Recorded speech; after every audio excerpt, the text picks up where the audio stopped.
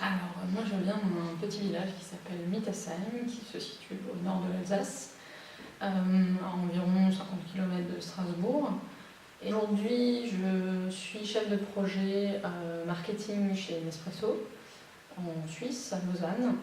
Et donc en fait, je m'occupe de travailler sur les campagnes d'un point de vue CRM, sur les campagnes marketing de Nespresso. Donc de réfléchir à la manière dont on va pouvoir générer du business pour Nespresso. Et en fait, je vais proposer des recommandations à différents pays en fait, où Nespresso est présent dans le monde. Alors, j'ai fait un bac S, parce qu'un petit peu comme tout le monde, je ne savais pas trop ce que je voulais faire. Et puis, on me disait qu'avec un bac S, on peut faire plein de choses. Donc, je me suis dit, allez, on va se lancer. J'avoue que ça a été un petit peu laborieux parce que je ne suis pas vraiment très douée en mathématiques et dans la matière scientifique. Avec du recul, honnêtement, je pense que j'aurais pas fait ça. Avec du recul, j'aurais peut-être fait un bac L ou quelque chose de différent. Mais voilà, je me suis accrochée et puis finalement, j'ai réussi à obtenir mon bac. Ensuite, je me suis dirigée vers un DUT, contrairement à ce qu'on nous recommandait à l'époque. Donc là, j'ai fait un DUT avec une option plus orientée sur tout ce qui est bibliothèque et métier des archives. Et c'est là en fait que j'ai découvert une option numérique. Donc je me suis un petit peu enfoncée dans cette brèche et puis j'ai commencé à me poser pas mal de questions par rapport à ça. Et ça m'a plu, donc j'ai continué dans cette voie-là, sur la deuxième année de DUT et sur une licence orientée plus dans le numérique. En licence, j'ai commencé mon apprentissage.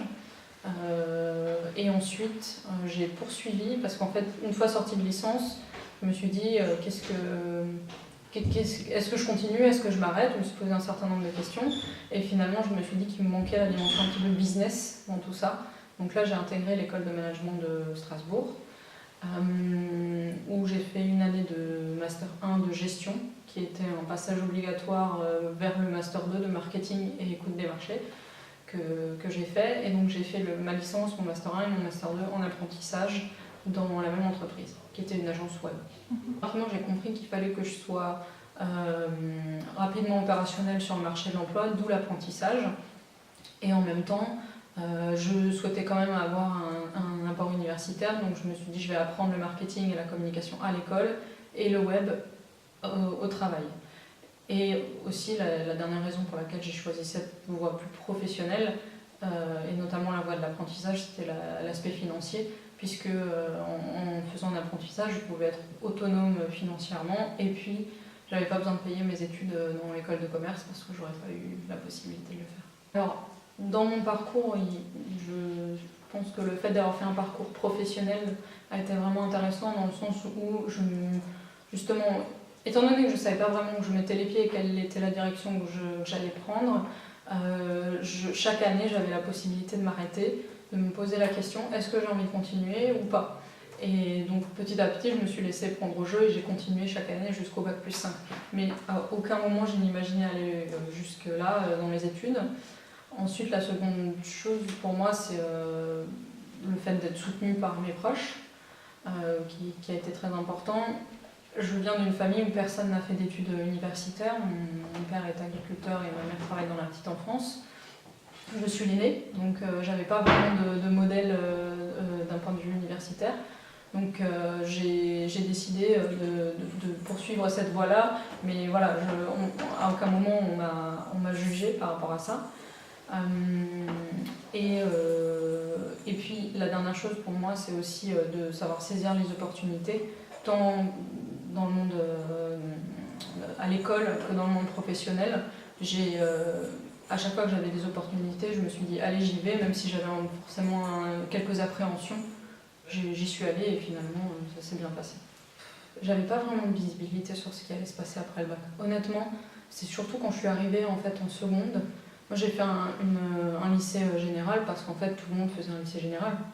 Mais j'avais pas la moindre idée de ce dans quoi je m'étais engagée. J'avais surtout pas conscience que je m'étais engagée dans, certes, 3 ans jusqu'au bac, mais encore jusqu'à 5 ans derrière. Finalement, je l'ai fait, mais j'avais pas du tout conscience de tout ça. Donc Entre-temps, il y a des forums des métiers, il y a plein de choses qui ont été mises en place qui sont très intéressantes. Mais étant donné que je viens d'un milieu où personne n'a été à l'université avant moi dans ma famille, je ne suis pas allée aux journées portes ouvertes, je ne suis pas allée rencontrer en fait, toutes ces personnes-là, j'en avais même pas conscience en fait.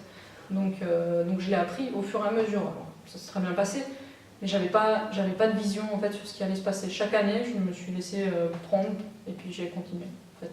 En troisième, encore une fois, j'ai choisi par défaut le lycée, la voie générale, mais j'avais aucune idée de la longueur des études qui m'attendaient derrière. Et puis finalement, le fait d'être dans un petit collège de secteur, je n'avais pas fait de portes ouvertes, de forum des métiers, tout simplement parce que mes parents n'étaient pas forcément au courant. Et puis donc c'est même à partir de la troisième et de la seconde, quand j'ai dû choisir mes options, que j'aurais souhaité avoir un accès plus important aux métiers qui existent et surtout comprendre en fait tout ce système universitaire qui se cache derrière et que je ne connaissais pas.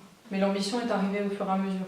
J'étais pas quelqu'un d'ambitieuse initialement parce que de toute façon je savais pas où j'allais et je pensais pas que j'étais capable. Et au final, au fur et à mesure, avec de la curiosité et aussi beaucoup de rencontres. En fait, ce que j'ai fait, c'est que j'ai suivi une certaine voie, mais j'ai essayé toujours un petit peu d'en sortir, puis de rencontrer des personnes, de construire un réseau, etc. Et puis, de fil en aiguille, ça m'a créé des opportunités, et puis voilà, c'est comme ça que ça fonctionne. J'ai que 28 ans, donc c'est que le début, j'ai envie de dire, mais en tout cas, je suis contente de la direction que j'ai prise. Ouais.